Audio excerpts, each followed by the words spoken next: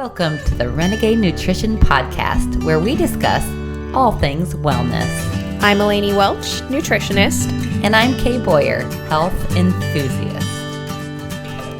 Welcome back, Renegades. Welcome back, Renegades. Welcome to another podcast of Eleni's Smart Things on Nutrition. Oh. Okay, that was basic. There we go. That was basic.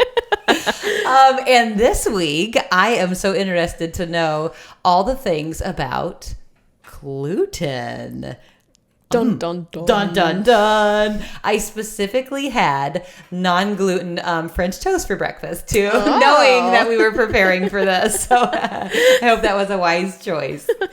Yes. Okay. Yeah. That works. Cool. So, good. Excellent. Yeah. Well, all the ins and outs and good alternatives and things, how it's affecting our life. And I want to know all the things. Yes. Well, gluten is...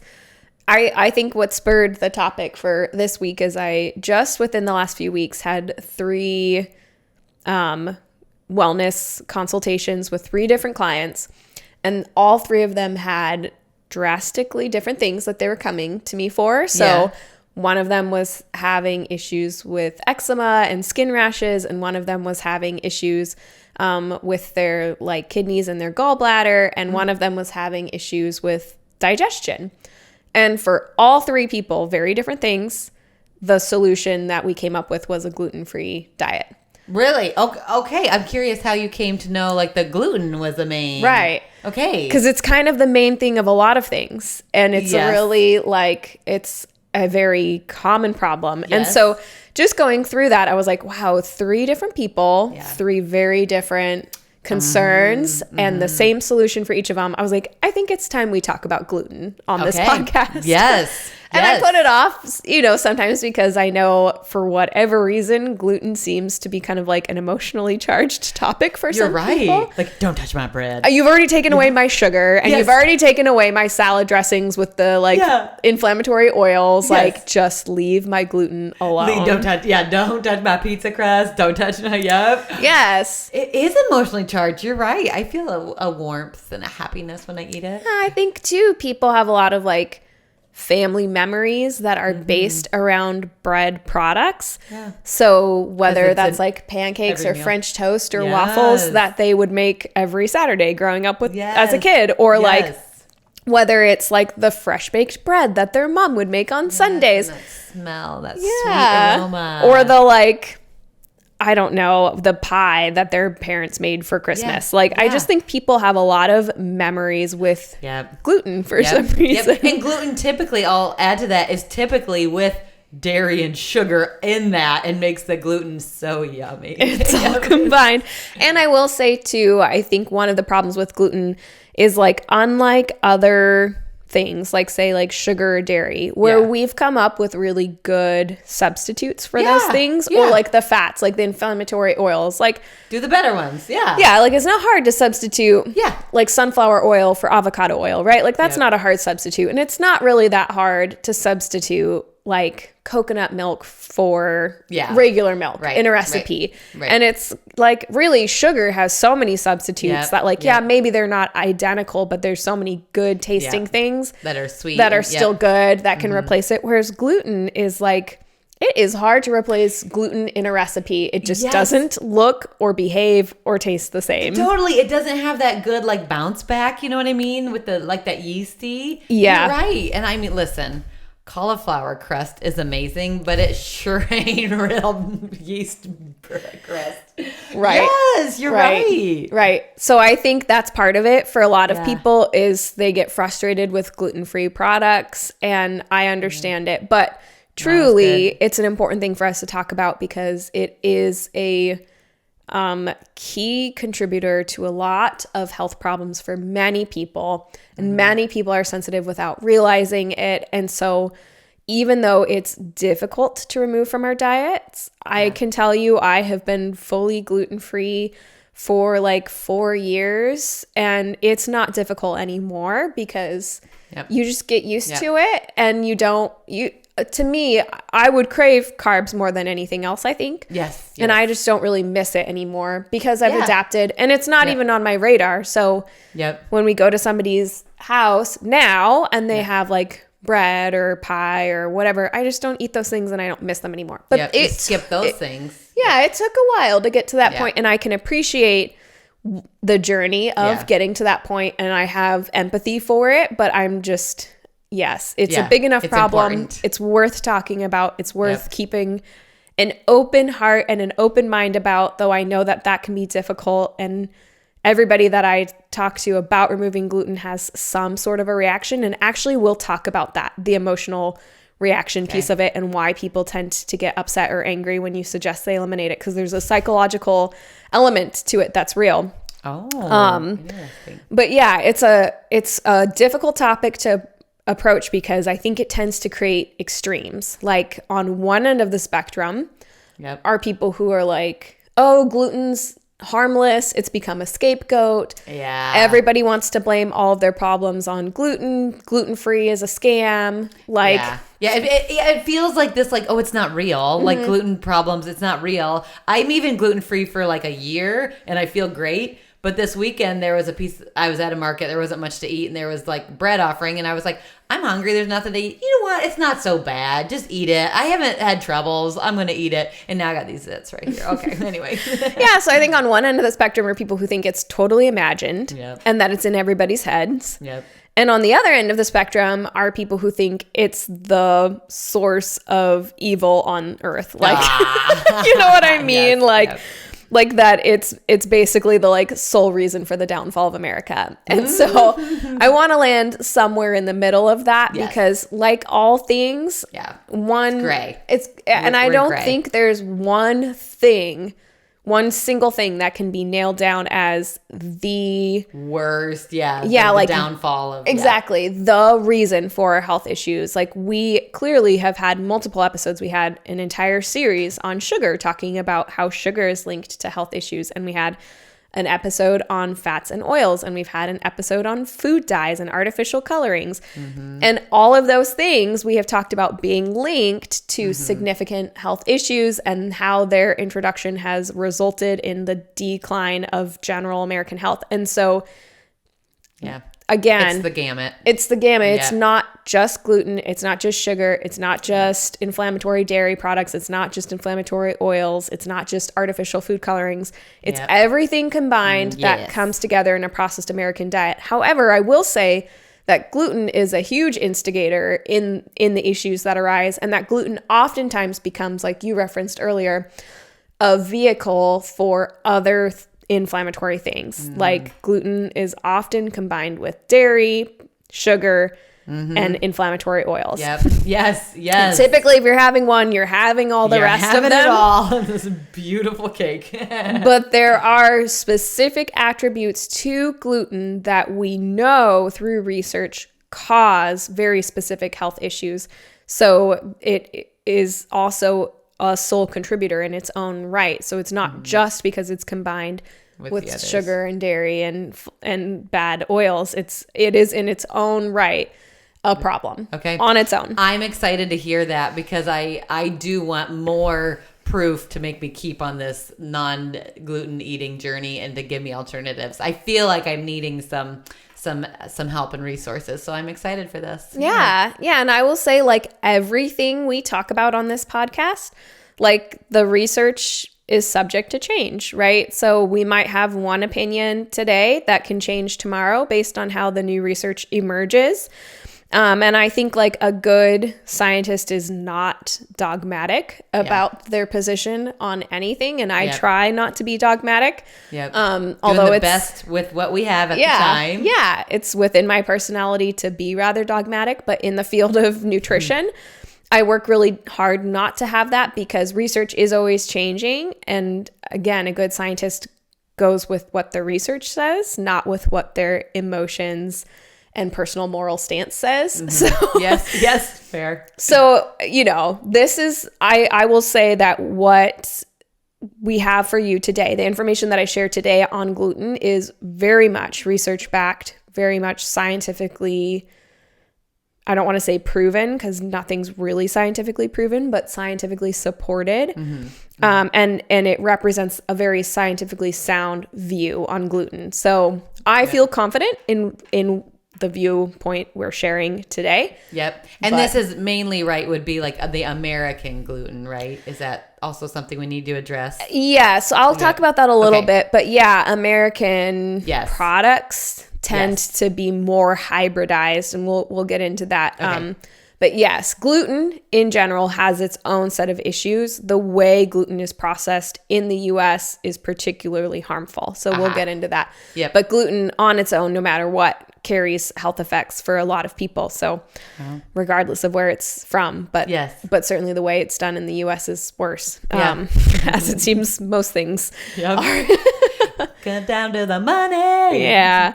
Okay, so with gluten, like, what's the deal? So for the first time in over 200 years, children born today are expected to have a shorter lifespan than their parents. Yes.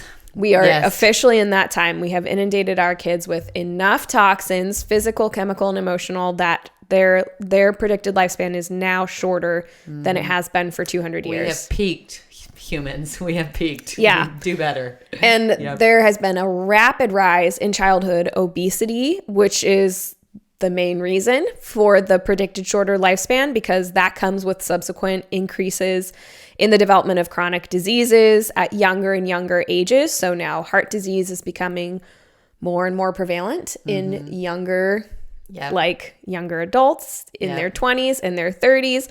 Didn't used to be that way, but now because of lifelong obesity, those chronic diseases that used to creep in after a few decades of being obese, that started in your 40s, now your kids are obese at 2 and 3. And so it just takes a few decades for those conditions to result. And if our kids start becoming obese at younger and younger ages, you're going to see those chronic diseases emerge at younger and younger ages. And then the toll on the healthcare system and your family and your emotions and the health insurance costs and all of that. It's a problem. Absolutely. And indeed, type 2 diabetes, which used to be called adult onset diabetes because that's when it would occur, can no longer be called that because it's now being diagnosed in children as young as 10, with newly diagnosed cases increasing at a rate of 5% per year. So each year, that number of new cases increases by 5%. So maybe one year it was 5% of kids were diagnosed with diabetes type 2, and now the next year 10%, and the next year 15%, and the next year 20%. That's the rate at which it's increasing. Okay, this conviction got me because I had gluten-free French toast, but I gave my kids gluten French toast. So see, now I'm part of this problem. This will be part of I'm going to do better. This will be part of the K being now I need to go grocery shopping. Yeah, right, exactly. This episode will end like many others before it. Yep. Now, what's the change I need to make today? I'm going to go do it. Right. So gluten is a topic that I'm asked about a lot as a nutritionist. And again, as we go through this podcast, because oftentimes the way I'm asked about it is gluten's not really so bad, is it? Nudge, nudge. I can already tell you have the answer you would like me to say in mind. Yes. So again, I encourage you to listen with an open heart and an open mind, because it really is an important topic for us to discuss. And there's a lot of reasons why it is emotional to so many people. So good. And you'll give us better alternatives at the end. Absolutely. Because I'm already feeling like I'm spiraling here in my seat. Yes. I'll give you alternatives always. So let's just start with an overview of the current Western diet compared to what our ancestors ate. So our ancestors, talking about kind of the caveman ancestors, our original beings, they ate a diet that consisted... The ones that weren't obese. Right. Okay. Well, actually, I feel like they did gain weight prior to the winter because they basically didn't eat much through the winter. So they kind of And they're hibernation. That's when they would eat the most carbohydrates, and bread and stuff was... Well, not bread. What am I saying? They never ate bread. That's a new recent invention. They ate berries. That's the word I was looking for. I love berries. But they ate carbohydrates in some form in order to fatten up for the winter. And then during the winter, they didn't have those things and they would lose weight because they wouldn't eat much. Anyway, so our ancestors ate a diet that was largely 75% fat, 20% protein, and 5% carbs. The typical Western diet today is 20% fat, 20% proteins, and 60% carbs. Oh, we flipped that. Oops. So we went from eating 5% carbs to 60% carbs, and 75% fat to 20% fat. And keep in mind, the majority of most people's fat intake comes from processed inflammatory omega-6 oils. So it's not like we're eating the high quality animal fats that our ancestors ate, and that's the 20% of our fat intake. We're eating a completely different chemical that our body's like, what did you just do? What is this? So it's not even like we're eating 20% fat, we're eating like 20% chemicals. So obviously our diets have changed, and not for the better. And unfortunately, one of the things that has drastically increased is the consumption of gluten. So a little bit of an explanation on what is gluten. Gluten is Latin for glue. That's literally what it is. It's a binding agent. It holds things together. It has that like bounce when you eat it. Yeah, exactly. It's a protein, and it's a protein specifically that is found in many grains, and it plays a role in the leavening process of flour-based baked goods. And it gives things that gummy, chewy softness. So good. That is so hard to replicate with gluten-free. And unfortunately, the nature of gluten that gives it that nice gummy, chewy, soft texture also lends to it having a sticky and tacky texture when we start to digest it. And that interferes with the digestion and breakdown of our nutrients with digestive enzymes. Oh, really? Yeah, it leads to poor digestion of gluten, and it leaves this pasty residue in our gut that can trigger the immune system to engage and can result in chronic inflammation in the gut. Okay, well, listen, this is already convincing me. Wow. So gluten means glue, and it literally acts as a glue in your system. Would you drink glue? No. And for most Americans, their exposure to gluten comes from wheat and wheat products. I think that's what we're most familiar with. Yes. Is some people even say like, oh, I go wheat free, as if that means gluten free, but they're not synonymous. Gluten is found in a lot of other grains, including barley, rye, spelt, kamut, bulgur, oats, semolina. You stop it. Do I gotta give up oats? There's gluten-free oats you can get. They just have to be certified gluten-free oats. Otherwise, oats contain gluten. Semolina. You're breaking my brain. Couscous. Farina, matzo. Gus off Cinderella. Wheat germ and triticale. Wheat germ? Yeah. All right. I guess the word wheat in that would be a giveaway, but I thought it was some like residue on, I don't know. Okay. Yeah. And in fact, gluten is also one of the most common food additives on the planet. We can find it in sauces, soups, condiments, salad dressings, spreads, dips, gravies, and more. Factories, stop it. I know. Just stop it. And it's also a common additive to personal care products.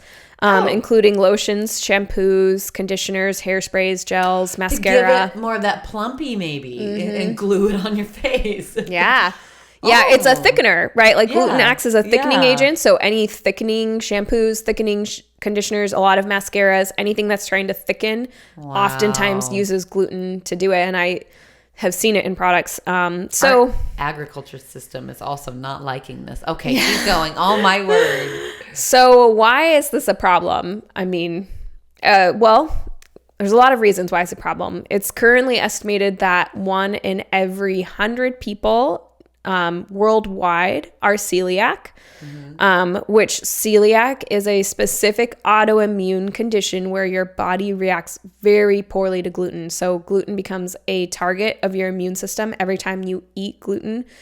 It drastically can interfere with a lot of your body's processes, and we'll talk about celiac in a little bit more detail, but 1 in 100 people are known celiac, but health experts in the world of nutrition estimate that that number is actually closer to 1 in 30, and that there is an estimated 2.5 million Americans alone who are undiagnosed with celiac disease. Wow. And the interesting thing about that is celiac can have a lot of different manifestations. And so there's kind of this grouping of symptoms that are considered the classic symptoms of celiac, but not everybody reacts that way, which is why we think there's so many people who remain undiagnosed. But 1 in 4 people are genetically vulnerable to the disease. So 1 in 4 people carry the genetics to be celiac. Not everybody becomes celiac because, like any autoimmune condition, there are multiple triggers that have to occur throughout a person's life. So there are the genetic triggers that predispose you to developing the disease, but then there are also many environmental triggers that have to be in place for the autoimmune condition to occur. But 1 in 4 people are susceptible to developing celiac disease, which is a lot. Yeah. Wow. And alternately, like, many people also carry genes that code for mild versions of gluten intolerance, which just results in this wide range of gluten intolerance, which is why so many people remain undiagnosed. So they may have one of the genes for celiac and they may have gluten intolerance, but they don't have the classic basic like phenotype of celiac. So and additionally, the clinical test for celiac disease or gluten intolerance typically involves examining the tissues of the small intestine for damage. But gluten sensitivity can affect any organ in the body, not just the small intestine. And so for an individual for whom the small intestine is spared, an examination of the small intestine is not going to reveal anything, but they may still be celiac. But that is the basic gold standard diagnosis for celiac, is to examine the tissues of the small intestine. Okay. And for people who are having gluten intolerance, they may be told, nope, you don't have celiac disease, and they think that's it, and they move on, but they do. It just has not been damaging the small intestine. Yep. And then when you hear that from a doctor, you're like, oh, I'll just keep eating gluten for the rest of my life. Right. Like, I'm in the clear. Yes. Still be your own detective and try it without and see how you feel. And yeah, I was hesitant to give up gluten, obviously, because it's amazing. But I feel better this last year without it. I really do. Mm-hmm. Yep. Yeah. So an individual who's experiencing digestive complaints such as stomach pain or pain after eating, nausea, diarrhea, constipation, irritable bowels, etc., they may see a GI specialist and they may receive a diagnosis of gluten intolerance, or celiac disease. But first, the right diagnostic test has to be done, which may or may not be conclusive, as we've just discussed. And second of all, like, a person has to actually go and see a doctor for those things. Very true. And how many people can you think of in your life that just live with these chronic complaints and don't do anything about it? Right. Like IBS problems, we live with it. Like, it's like, oh, wait, well, check that out. I feel like it's pretty common that people are like, yeah, well, I just have to schedule my day around my, like, bathroom schedule. And I'm like, okay, that's not normal. Right. But they're like convinced it's fine. Yeah. Because maybe it's been that way for a long time. And many of those people, I think, are celiac and they don't know it. And then there are some people who don't experience those GI complaints at all because they're experiencing a gluten attack somewhere else in their body, such as in their brain or their nervous system, and they don't have the classical symptoms of celiac. So this episode is definitely not just for celiac, but I want to outline the issues that are present right now with celiac and why it's so undiagnosed. And then get into why it's a problem, whether you're celiac or not. So, as many as 40% of us, celiac or not, cannot process gluten. And the remaining 60% of us are definitely not in the clear because gluten has detrimental health effects whether you're sensitive to it or not. So non-celiac gluten sensitivity is extremely widespread and affects an estimated 6 times as many people as celiac disease. So 6 times as many people, which we're already estimating 1 in 30 people has celiac disease. 6 times as many people have gluten sensitivity and don't know it and are just as negatively affected, although usually not to the extremes that somebody with celiac disease is. And remember, I'll go into some of the physiological things associated with that gluten sensitivity, But I would refer you to our Gut Health 101 podcast, where we talked about gut health and the digestive tract and some of the anatomy and physiology of that. And so I'm not going to go into as great a detail in this episode today. But if you haven't listened to that episode, go back to that Gut Health 101 episode. But just a brief review. In a healthy gut, our intestinal cells are nice and tight together. So the cells are plump and they like press up one like against the other. Think about it as like soldiers standing shoulder to shoulder in a line, right? So that nothing can get through them. And they have something called tight junctions between each intestinal cell. So there's an intestinal cell, tight junction, intestinal cell, tight junction. And the tight junctions prevent the passage of large proteins into the bloodstream. So basically our cells and those tight junctions make sure that the proteins we eat stay within the intestinal lumen and don't cross directly into the bloodstream until they've been fully digested into their individual amino acids and we're ready to absorb them and utilize them in our body. Sometimes, however, the physical, chemical, and emotional stress and toxins, along with inflammatory foods or ingestion of foods we are sensitive to, can result in damage to our intestines and to those tight junctions.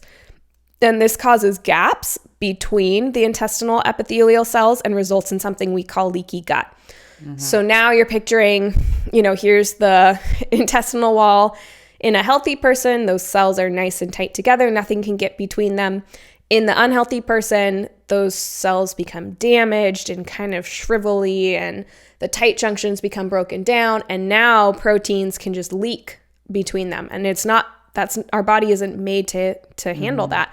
Mm-hmm. And when that happens, our body, our immune system becomes engaged because anytime foreign proteins are in our bloodstream, proteins that aren't supposed to be there, our immune system is triggered, which you want. You want your immune system to be triggered in those instances because when proteins in the form from like bacteria and viruses enter our bloodstream, we want our immune system to engage and attack those things and remove them.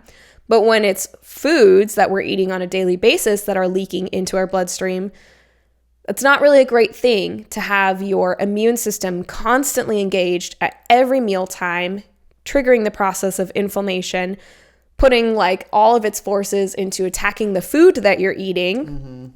That's what causes that chronic inflammation because your body never has a rest from those inflammatory processes. So those inflammatory processes are necessary and very good in the short term. And in the long term, when they're happening multiple times a day, not good. Yes.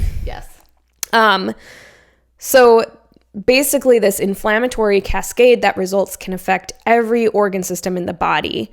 And most often the inflammation starts out with digestive complaints and skin issues, food allergies and sensitivities, seasonal allergies, headaches, brain fog, memory issues, and overall fatigue. Those are the most common things I see result from these like leaky gut. This leaky gut condition. Wow. Gosh. And that's just showing like our whole body's connected. All comes down like food through your system. Like we are what we eat. Crazy. And in addition to that, gliadin, which is the main protein in gluten. So gluten itself is a protein. Gliadin is the main protein within that. Gliadin itself can increase the production of a toxin called zonulin, which sounds like a space name, I know. But zonulin directly damages the tight junctions between our intestinal cells and breaks down the gut lining, increasing intestinal permeability and resulting in leaky gut. So gluten on its own contains gliadin, which directly triggers zonulin, which directly damages our gut. Wow. So even in the person who is not sensitive to gluten, all that a gluten sensitivity means is that gluten has been leaking into the bloodstream and the body now recognizes gluten as a foreign invader and is attacking gluten every time you eat it. That's what a gluten sensitivity means, is that your body is specifically sensitive to gluten. But even outside of having a gluten sensitivity, gluten will cause leaky gut in your body. And gluten itself may not become the problem for you, but other food allergies can result because it's allowing other proteins to leak into your blood. So that's why it's a problem, whether you're sensitive or not to it. And it's directly making your gut more permeable. Wow. Wow. And for individuals whose immune systems are in top shape, they can handle that kind of assault from time to time. So maybe, you know, okay, you mentioned like I've been gluten-free for a year and then I'm at a market and there's bread and I eat the bread. Like it's possible that your immune system is healthy enough that it can just handle those things from time to time and you don't have to like beat yourself up about it, right? Which is never the goal. Right. Like, we can handle a percentage of, bad. If you're non-celiac, you can generally handle some amount of exposure from time to time. But again, you have to know it's going to cause effects regardless of whether you're sensitive to it or not. And you have to be doing all the right things otherwise in order to prevent that from becoming a problem. And notice I said we can handle that kind of assault from time to time. I'm not breakfast, lunch, and dinner every day.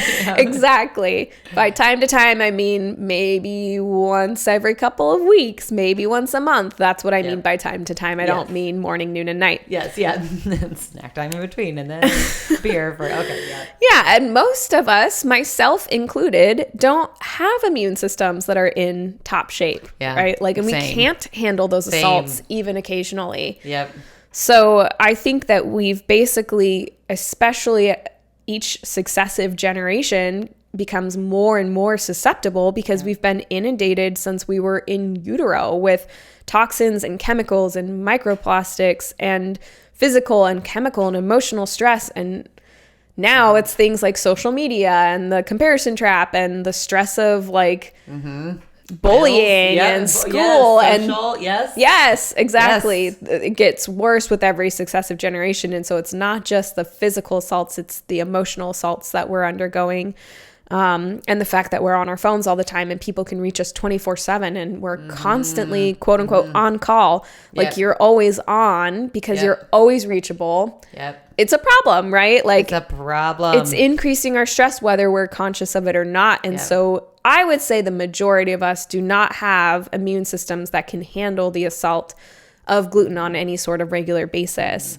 Hey there, Renegades. Eleni here, briefly interrupting this episode of the Renegade Nutrition podcast. I wanted to highlight a company that Kay and I have recently discovered that we love, and that company is Bulletproof. Bulletproof sells high-quality nutritional supplements, and every product that Kay and I have tried from them personally, we have found to be excellent. It's important when you choose a supplement that it contain the bioactive forms in order for it to be effective, and Bulletproof has just the right forms in just the right amounts. Right now, if you go to bulletproof.com and use the code RENEGADE15 at checkout, you can receive 15% off your order. That's Renegade, RENEGADE 15. Use that code at checkout to get 15% off, and we'll earn a small commission too. Thanks for your support. All right, back to this week's episode of the Renegade Nutrition Podcast. You know, and again, in functional medicine, I've referenced this before, but we kind of look at it as like an individual is a cup, right? And they can only hold so much water. So like every assault, whether it's physical, chemical, or emotional, is like a drop of water being added into that cup. Just a drop. Yeah. But you add enough drops and pretty soon the cup is filled to the brim. Yeah. And all it takes is one more drop for it to overflow. Yes, so smart. And that could be anything. It could be an illness. It could be the loss of a loved one. It could be a looming deadline at work. It could be a poor night's sleep. It could be a car accident. It could be a sedentary lifestyle. It could be an infection. It could be smoking. It could be a parasite. It could be taking an antibiotic. It could be starting a new medication. And for most of us, it could be gluten. Is the straw that broke the camel's back, like that final. True. So it can be that final drop of water that causes the cup to overflow, which again is why it's so hard to identify any one particular thing as a problem. So watch your cup, y'all. Exactly. Check all the drops. Exactly. And it's especially bad if we are like most Americans having gluten at every single meal. Like at breakfast, we're having maybe like toast or a pastry. And then at lunch, it's a sandwich with bread. And then like dinner, we have a bowl of pasta. So it's kind of this constant assault for many of us. And then the cup overflows and we don't have any idea that it's overflowing. And we're still just inputting one assault after another.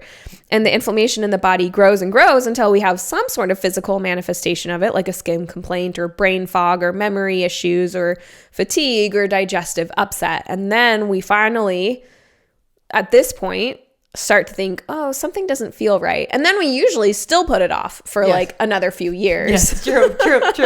Yep. And then most of us go see a medical professional who doesn't really have a background in nutrition, who's not trained in nutrition. And that's not going to be their first, for many of them, that's not going to be their first line of defense. They're going to be like, oh, okay, well, you have heartburn. Here's a medication for that. You have anxiety. Here's a medication for that. But you're not getting at the root cause of the problem. Yep. So one more thing that makes gluten a problem, besides its direct impact on our organ health, is that it has addictive properties. So, oh, really? Yes. Oh, no, my addictive personality doesn't like that. In our Sugar Cereal podcast, we talked about the addictive power of sugar. Well, it turns out that gluten has addictive powers similar to those of sugar. Okay, that makes sense because it's like, I need the bread. I want that bread. Yes. So remember at the beginning of the episode, I said we would kind of get into this a little bit as to why people get so angry. Yes. It's kind of the same effect as when you tell somebody they need to quit drugs. Like if you've ever been in the unpleasant position of having to intervene in that sort of a situation, you know that it's not pretty when you are taking something that's very addictive away from a person. And I'm not saying that people react to the same extent when I tell them to give up gluten, but it's not always super far from that. Okay. Because it's literally an addictive substance. So gluten breaks down in the body into a mix of amino acids that can actually cross the blood-brain barrier. So our brain has this, what we call the blood-brain barrier, which is a very protective barrier that protects the brain from many chemicals that could cross that barrier. It prevents that. But gluten is one of the things that can cross that barrier. Oh. And once it's in the brain, it binds to morphine receptors, which are the same receptors that opioid drugs bind to. And it produces a high. Bread makes me feel good. It does. It creates a pleasurable and addicting effect. Wow. And likewise, when somebody quits gluten or takes an opiate blocking drug like naltrexone, the effect is blocked and the person goes through legitimate withdrawal periods, which can be distinctly unpleasant and mimic the effects of withdrawal from drugs. Wow. So when people react to eliminating gluten from their diet, I don't look at them judgmentally or anything like that, but I understand it is literally like taking a cigarette away from a smoker. Wow. It's like, no, I need this. Oh my. Wow. Or alcohol away from an alcoholic or drugs away from a narcotic abuser. Yeah. It's going to cause a emotional response and make them angry. Wow. And I've experienced that when I tell people they need to go gluten-free, they get angry about it. And once I understood this, I have a lot more compassion and grace for that process because I understand it's not their fault. They're addicted. They don't know. It's hard. Wow. And for those of you who are choosing to eliminate gluten, you should be aware that you may go through a withdrawal period and you may not feel great physically or emotionally for a period of time, just like you would if you were quitting any drug. And for parents who remove gluten from their child's diet, I think you should be prepared for some behavioral issues to arise and know your child is likely being affected emotionally by the withdrawal and that they may not be feeling all that great. Wow. But that phase will pass just like it does for anyone who's addicted to any substance. That withdrawal period will pass and they will start to feel better, but it can take time and it takes more time for some people than for others depending on the level of addiction and their personal health and supportive systems and all of that anyway. Wow. As David Perlmutter wrote in his book, Grain Brain, gluten is this generation's tobacco. I can so see that. Oh my word. And even as conscious as I am with my kids and what I feed them, bread is the easy, cheap, filler that it's like, oh, like manna, this is, God's food. This is good. Like I'll just easy and cheap and filler, and it's not sugar necessarily. So I'm even so guilty. Oh my word. I have to go home and clean my cupboards. Yeah. Oh my. Which is funny. Manna, we call it like bread from heaven, Oh yeah. But I actually like the closest thing I've seen and who actually like really knows what it was made from. But I've heard reports that people think it was closest to like a coriander seed. Oh, more of like a seed. Like a seed wafer, like a coriander seed wafer. Okay. Anyway. And look at America commercialize it like it's some like gluten bouncy Wonder Bread. Oh my word. Yeah, like he was dropping just prepackaged loaves of Wonder Bread. It's like soft bounce when they hit the desert floor. Yeah, it was more like thin, like crunchy thin wafers that were similar to coriander. Anyway. Interesting. Which that kind of leads me to like for my kids like to have that replacement of like a seed cracker. I just got the Mary's as a super seed cracker. It's really good. We'll get to that at the end. Keep going. Yeah, I do have good substitutes. I like Mary's Gone Crackers is a good one. She's good. We love you, Mary. So I'm going to read through a list of conditions that indicate gluten sensitivity that can be alleviated or improved by eliminating gluten. So just as a like explanation, it doesn't mean if you have this condition that you have for sure a gluten sensitivity, but the majority of people who have these conditions have a gluten sensitivity, and the condition can be alleviated by eliminating gluten. So that list includes ADHD, autism spectrum disorders, alcoholism, amyotrophic lateral sclerosis or ALS, allergies and food sensitivities, anxiety, autoimmune conditions such as MS, type 1 diabetes, rheumatoid arthritis, Hashimoto's thyroiditis, etc. Remember, autoimmune conditions in and of themselves, there's like a list of over 300, indicate that you have a gluten sensitivity.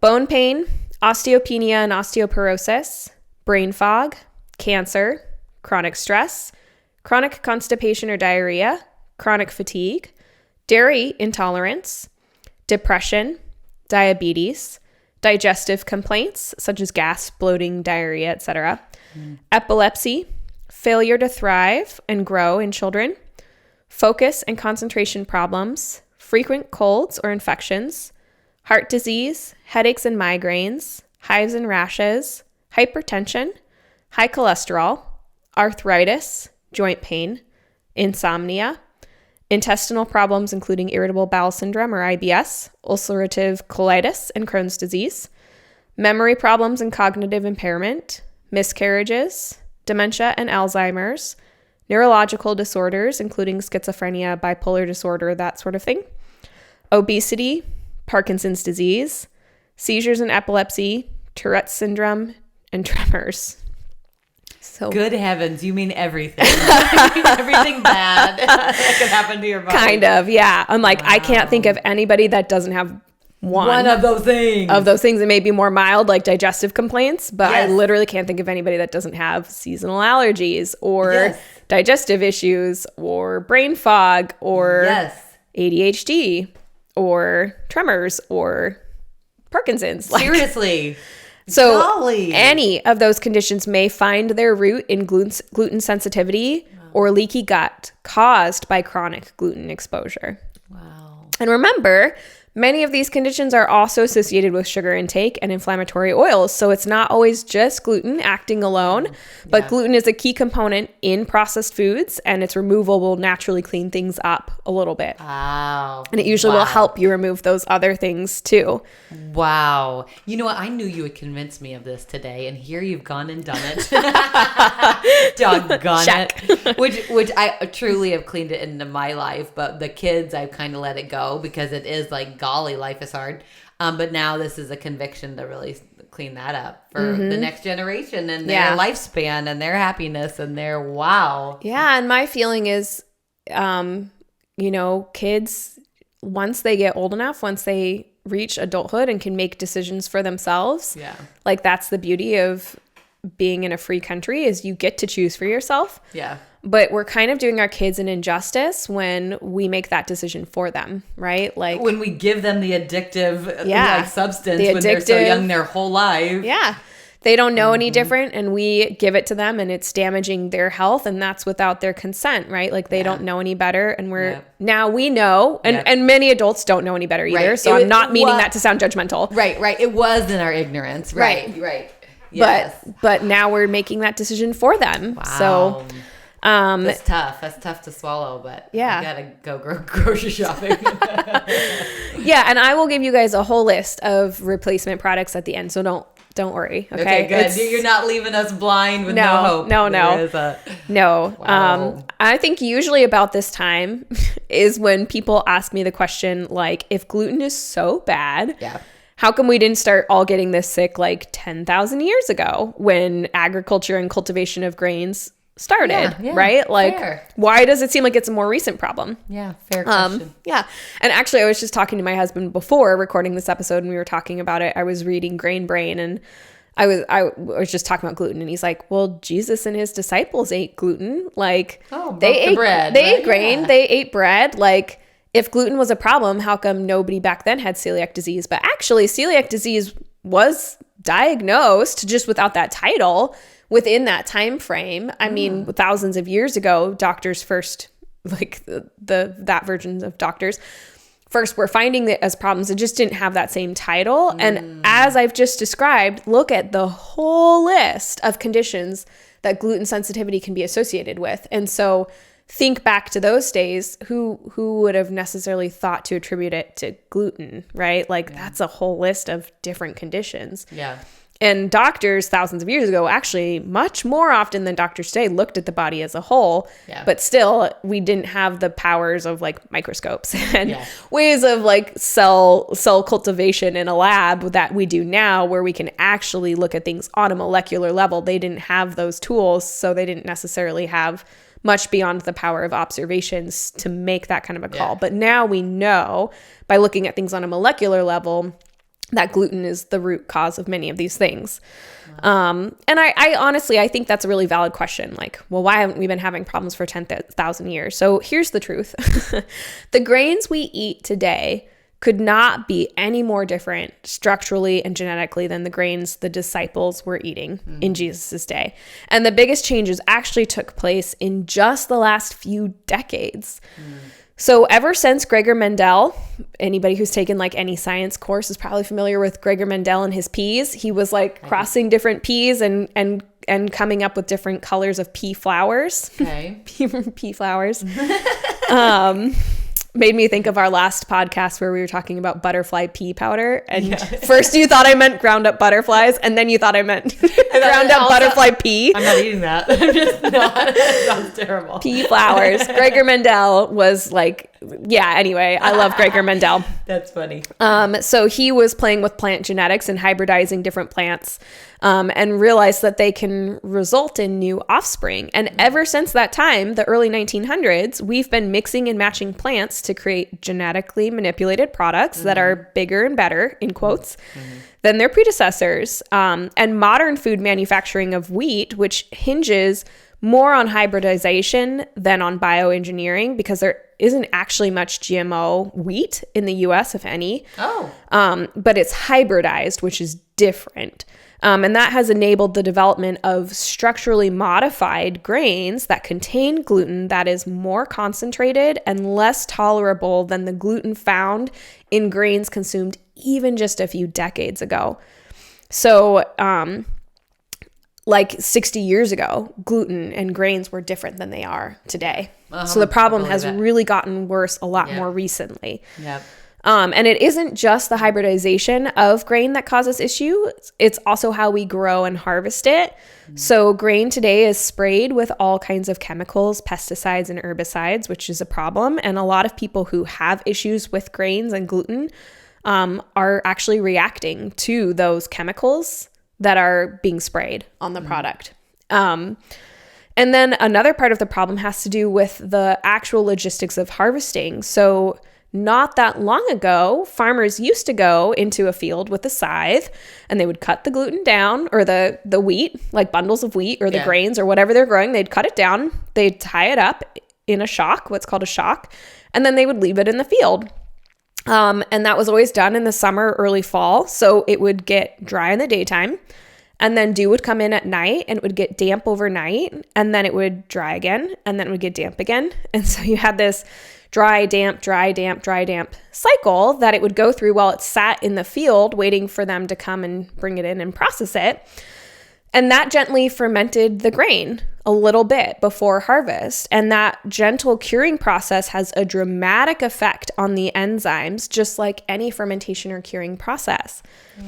So it would actually help break down and digest the gluten. So we had different grain products with less concentrated gluten in them, and then it would gently ferment, and the gluten would be even further broken down. Wow. Today, we go in with a machine and we harvest it within a day or two, and within a few minutes, it's taken to a grain dryer and it's dried and processed and hulled and ground up into little itty bitties, and then it doesn't go through any sort of fermentation process. And I don't think we're really clear yet on what the effects of that change are, but we know that there are definitely indicators that it's changed the enzymes and the digestibility of the seed heads. So obviously, this new method of hybridizing, growing, and harvesting grain is problematic, as is clearly demonstrated by the fact that there's been a 4-fold rise in celiac disease in just the past 60 years. Wow. Plus, today we aren't just getting gluten from eating grains and bread like we did thousands of years ago. Today, we also have exposure to gluten in just about every packaged product we buy from the grocery store, as well as in lotions and creams that we're applying to our body and the shampoos that we're massaging into our scalps. So our exposure to gluten is far more extensive and continuous than it was 1,000 years ago. So yes, our ancestors 10,000 years ago were eating grain and gluten-containing products, but not at all in the quantity or quality that we are consuming them today. And they certainly weren't rolling around in it and rubbing it all over their bodies and their hair and their eyeballs. Right. Leave it to modern world America to just like exponential something like, a little bit of gluten, here's 1,000 times gluten. Yeah, exactly. Crazy. Go big or go home. Go big or go home, America. All right. So how do you eliminate gluten? Yes. So the easiest way is to avoid processed foods, because then you're also eliminating the sugar and the inflammatory oils and the artificial food colorings that we've talked about. Hopefully win. Yes. Hopefully you've listened to enough podcasts by now that you know, get rid of processed. The answer at the end of the podcast is almost always going to be eliminate processed foods. Eliminate processed foods. Ding, ding, ding, ding. As we mentioned earlier, gluten is found in a litany of products besides bread and pasta. So begin extensively label reading if you haven't been already, which I have had so many people tell me ever since I've listened to your podcast. Now I'm reading the label on every product in the grocery store. If you can't read it, don't buy it. Exactly. And if there's more than 5, that better just be saying spices. Yep. So here are some of the most, from the book Grain Brain, I assimilated a list. Here are some of the most surprising things that contain sneaky gluten that you may not know about. Canned baked beans, blue cheese, commercially prepared broths and bouillons, chocolate milk, egg substitutes, energy bars, watch those, man. Flavored coffees and teas and non-dairy creamers, French fries, fruit fillings and puddings, hot dogs and processed meats, including cold cuts. Really? There are oftentimes fillers in them. Because we always get uncured things, but I'll have to check. And if it's like a single ingredient like bacon, it's not probably going to contain gluten. But if it's got a whole list, you need to read the list of things. And they may not always list it. And I'm going to go through some alternative names it hides under too. So I'll give you that resource. Okay. Ice cream.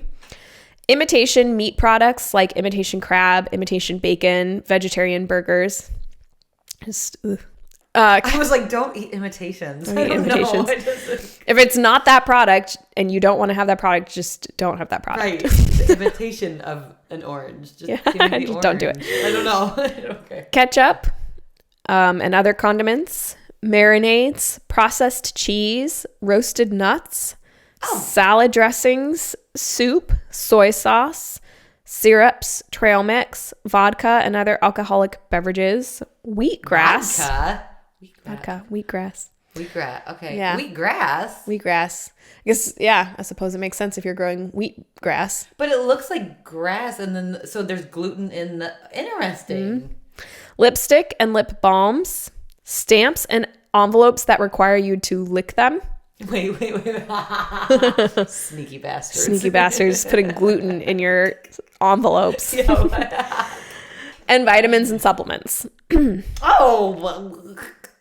Yeah. That's not right. And sometimes gluten is even more sneaky and it hides under other names. So some of those names, which we'll put these lists in the show notes so you don't have to remember all these. Remember them or type some notes really fast. But some of the other names that gluten hides under is amino peptide complex. Make it sound very scientific. Avena sativa, which is a form of oats. I see that a lot on like lotions. Avena sativa. That's a good name, actually. That's good branding. They just sneaky. Brown rice syrup. Oh. Caramel color made from barley. Cyclodextrin. Dextrin. Hydrolysate. Hydrolyzed malt extract. Hydrolyzed vegetable protein or just plain vegetable protein, maltodextrin, modified food starch. I have seen maltodextrin in so much, and I had no idea what it was. I just assumed it's some weird process, but sneaky name for gluten. It's not always containing gluten. They can make it gluten-free, but it could contain gluten. If it's not certified gluten-free, like if the product doesn't say it's certified gluten-free or it doesn't say gluten-free, then the maltodextrin contains gluten. Modified food starch, natural flavoring. So that's in everything. And you think like, oh, natural flavoring is better than artificial flavoring, but actually natural flavoring can contain gluten. Soy protein, cereal, triticum acevetum or vulgari, and yeast extract. Okay. So those are all sneaky pseudonyms that gluten can hide under. Wow. Okay. So unprocessed, like single ingredient foods will never contain sneaky gluten. Those weird words you can't pronounce. But once you start getting processed foods, like all bets are kind of off because it's most likely going to contain it because, again, it acts as a binder, it acts as a thickening agent, it acts as a gelling agent. Good filler. It makes things chewy, it makes them the right texture. It's most likely in those products unless they say that they're gluten-free. Wow. So here are some starches and grains that are gluten-free that you can trust, are always going to be gluten-free. Okay, I'm writing this down. Yeah. Amaranth, arrowroot. Oh, yeah, arrowroot. Arrowroot. Buckwheat, which is misleading. But buckwheat, that's one of my favorites. Okay. Cassava. Yep. Millet. Yep. Corn. Okay. Potato. Yum. Quinoa. Rice. These are good. Sorghum. Yeah. Soy, for the most part, unless it's like soy sauce, which is made like soy sauce contains like this wheat fermentation, but you can get tamari, which is gluten-free. Okay. It's made without wheat. Okay, and I do coconut aminos for that. But soy itself is gluten-free. Tapioca and teff. So those are gluten-free. Okay, good. And then the gluten-free oats you said. I'm going to look that up. Gluten-free oats. Okay, I'm going to look that up too. Okay. Yep, you can buy, it just has to say gluten-free oats. If it doesn't say they're gluten-free, then it contains gluten. And a caveat to this is that I'm not simply recommending replacing gluten products with gluten-free products because many gluten-free products are still high in sugars and are refined and are processed, and they still contain the inflammatory seed oils like sunflower oil, safflower oil, canola, rapeseed, cottonseed, etc. And they also contain a lot of starches like potato starch and tapioca starch and arrowroot starch and binders like xanthan gum or guar gum. Yeah. All of those things are added to mimic the effect of gluten, which is hard to mimic otherwise without those things. And I don't love those. Like a high starch diet is still not that great for the gut. Like, we still don't want to be eating tons and tons of starches. It's okay to have them, but it's like if you're just replacing your morning, noon, and night bread products with gluten-free products, you may feel better in the short term because of removing the gluten, but all those starches still kind of are gummy and sticky and hard to digest in the digestive system. So you can't cheat the system. Yeah, I mean, you could start there if you need to start there, but I don't recommend staying there. Okay. And I don't love fillers like xanthan gum because they aren't nutritious and they can be inflammatory in their own way. Dang. Which I won't get into today, but a lot of those fillers, the guar gum, the xanthan gum, they have their own mediators. They're their own mediators of inflammation. So and a high starch, high carbohydrate diet isn't good for us. Remember, going back to how our ancestors ate, 75% fat, 20% protein, 5% carbohydrates. So that high carbohydrate diet, even if it's gluten-free, isn't good for us. We're still eating 60% carbohydrates today compared to 5%, which is how we were evolved to consume carbohydrates. Yeah. So simply replacing gluten with a bunch of other high starch foods isn't that's not the solution to better health.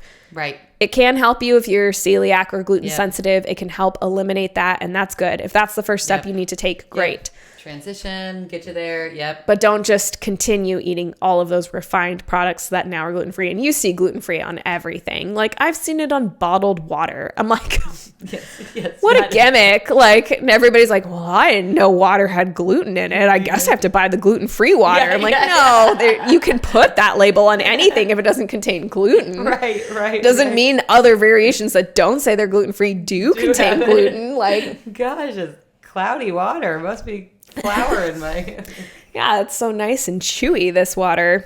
That so I'm not just saying go and buy all the processed gluten-free crackers and cookies and pastas and breads and chips and fill your pantry with these things.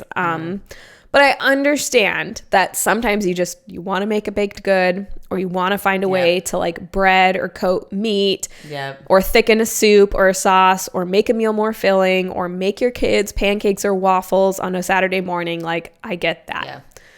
I'm not a monster. I just think it's important to find a balance. Yes.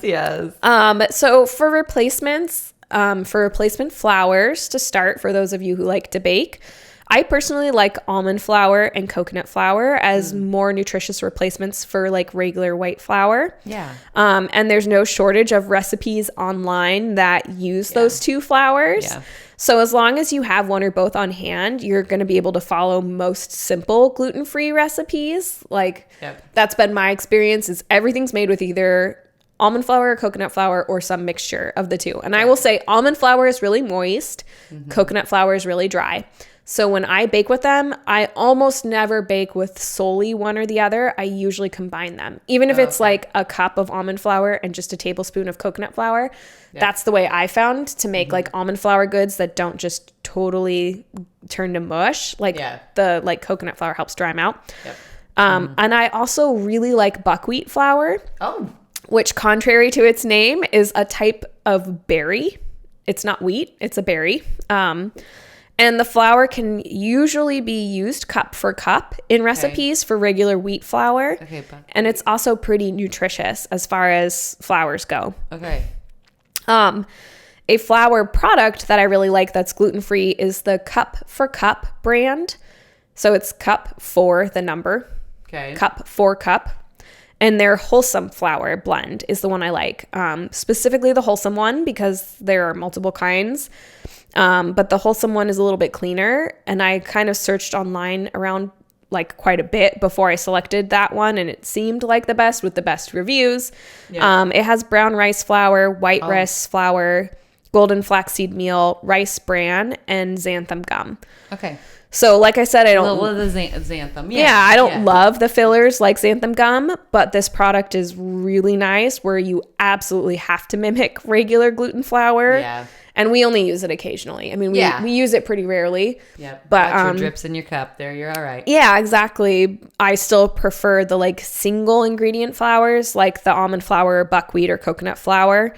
But the cup for cup wholesome flour is a really nice substitute where like I have found with that, I can just follow any recipe. So it doesn't have to be just like the yummy. Yeah, it doesn't have to be a gluten-free recipe, which there's no problem finding those. But sometimes you find a regular recipe and you just want to make it gluten-free, and that cup for cup flour, I have found it to be very trustworthy in all of the recipes I've tried. Yeah. I don't have to do anything special. Like if you're substituting almond flour for regular wheat flour, it's going to be really different. Yep. The cup for cup, I don't have to tweak the recipe at all. I can use the same amount of liquid ingredients and it comes out the same. Yum. I mean, obviously it's a little bit different because it's gluten-free, but right. For the most part. Closest for what is acceptable. Yeah. Yep. And I also understand that for those of you who have really busy lifestyles and are on the go a lot, or you have kids, having something like bread or a wrap or pasta can just make life easier. So sometimes like you just have to be able to make your kids a peanut butter sandwich. Like I get that. Or make French toast, right? Like you have to make French toast. Yes. So while I don't simply recommend replacing gluten products with gluten-free products, there are a few products that do it better. So for sandwich bread, I really like the brand Simple Needs, spelled Kneads.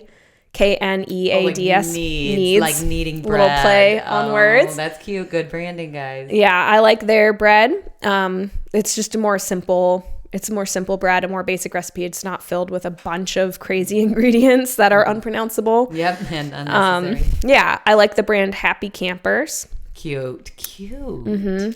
And then the Food for Life brand, which makes Ezekiel bread, if you've ever had like the Ezekiel like whole grain bread. Yep. They have a gluten-free bread. Oh, they do. Mm-hmm. Okay.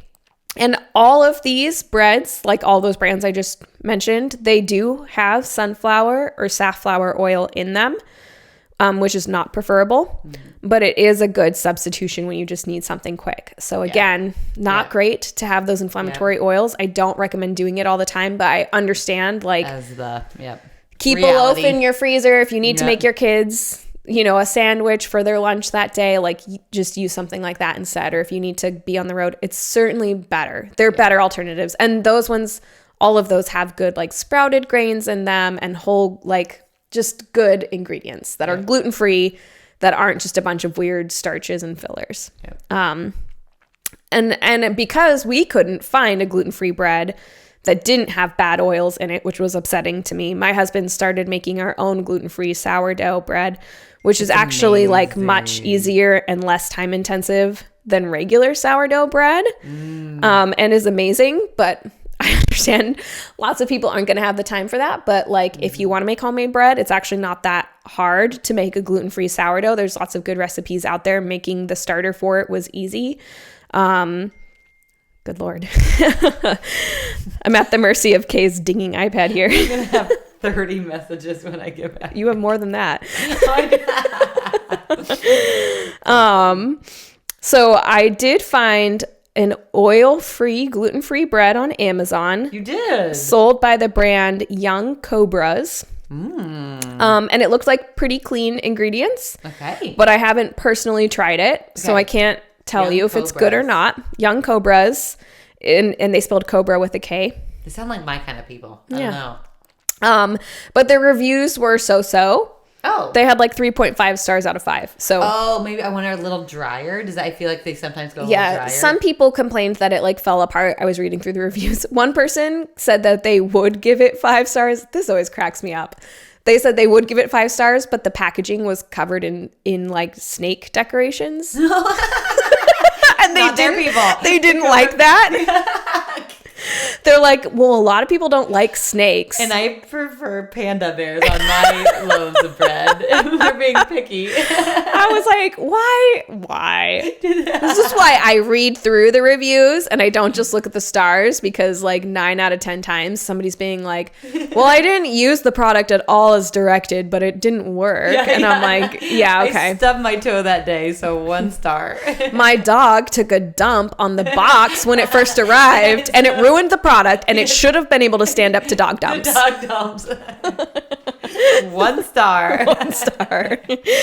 Yeah. Anyway, hilarious. that cracked me up. They were like, I'd give it 5 stars, but there's snakes all over the packaging, and a lot of people don't like snakes, and maybe you should take it down a notch on the snakes. I was like, oh, okay, get off of Amazon. Okay, Becky, let it go. Anyway, but so that was an option, and there are others out there. That's just the one I found that looked like good ingredients and had decent reviews. That's funny. They're kind of like so, but anyway, so there's your options for bread. I won't forget that name, Young Cobra. Yeah, I know. I have no affiliation with them whatsoever. I'm not recommending their product. That's just what I found. You're not going to forget it. Thanks, Snake Guy. Thanks, Snake Guy. I'm going to order it now. Yeah, you can let us know how it is. I will. For wraps, like wraps that you can use for taco shells, or you could use for like turkey wraps or sandwich wraps or whatever. I really like the Siete brand. Love Siete. I like their brand a lot. They have good almond flour wraps and cassava flour wraps. Yes. The almond flour wraps you can buy at Costco, and you can save on the price for sure, though they're still kind of pricey, as a lot of these substitute products are. Fair.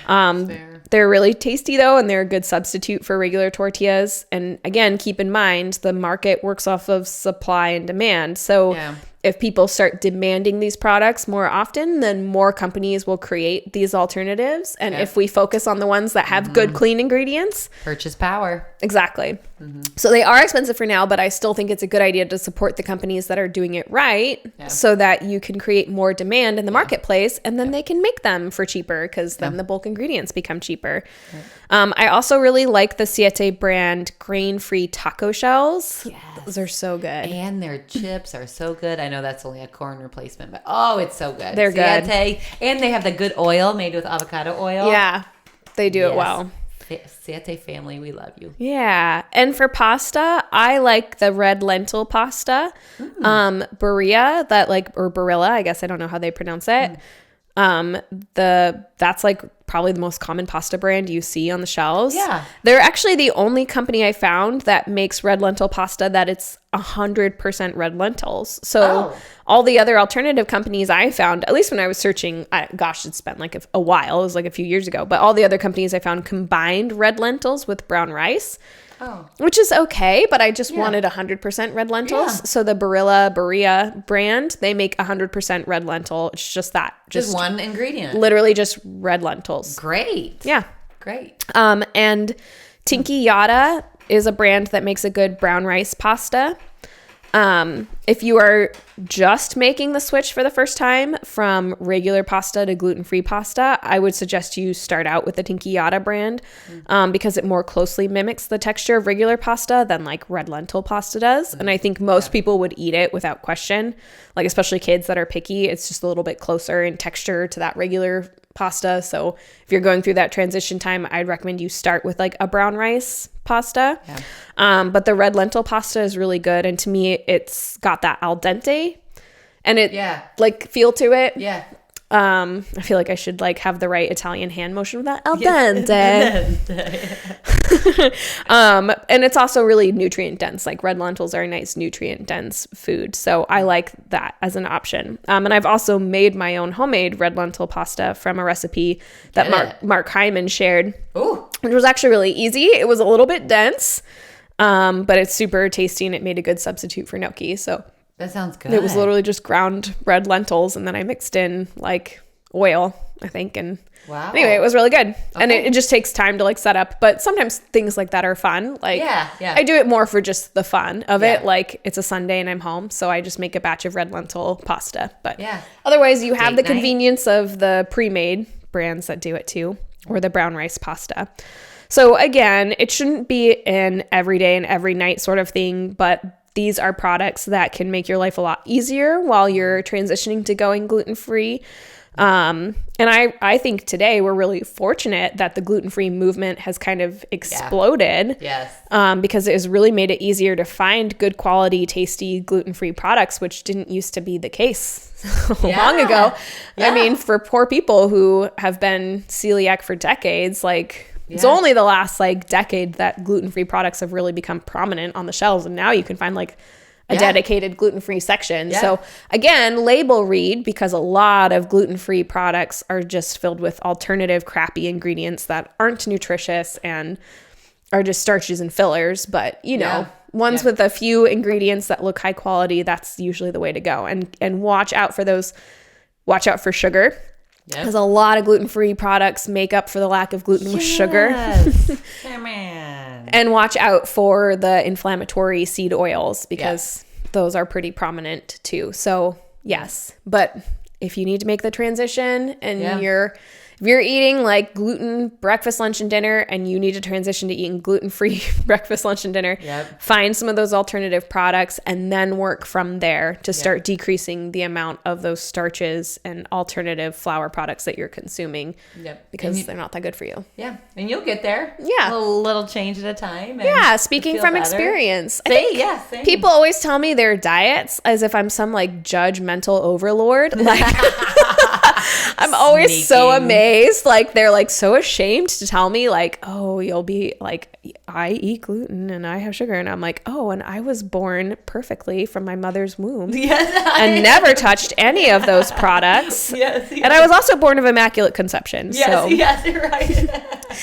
I'm like, come on, I'm a regular person. Yes. I lived a regular life. Like I experience all the same temptations you do. I understand it. Like, I'm not here to judge.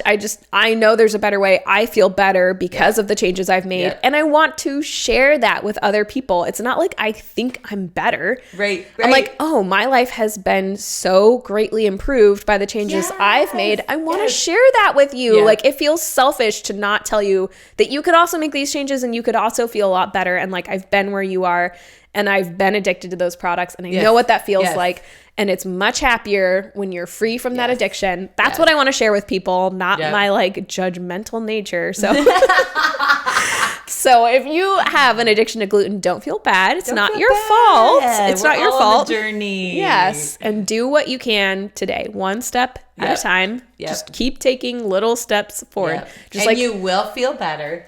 Just like Kay climbs a mountain, right? I won't stop. One tiny step at a time. One tiny step at a time. Yep. And if you slip back a little bit, you just take a break and you get back going. One little step at a time. That's right. It. Exactly. Little life lessons for you, friends, on this episode of Renegade Nutrition. And thanks for following along. And I gotta go get my grocery list because I'm going shopping. All right, guys. Go be renegades. Go be renegades. Thank you for listening to the Renegade Nutrition Podcast. Please keep in mind that this podcast is an educational service that provides general health information. The content on this podcast is not a substitute for direct, personal, professional medical care and diagnosis. You should always talk to your doctor before making a dietary or lifestyle change. Go be renegades! Go be renegades!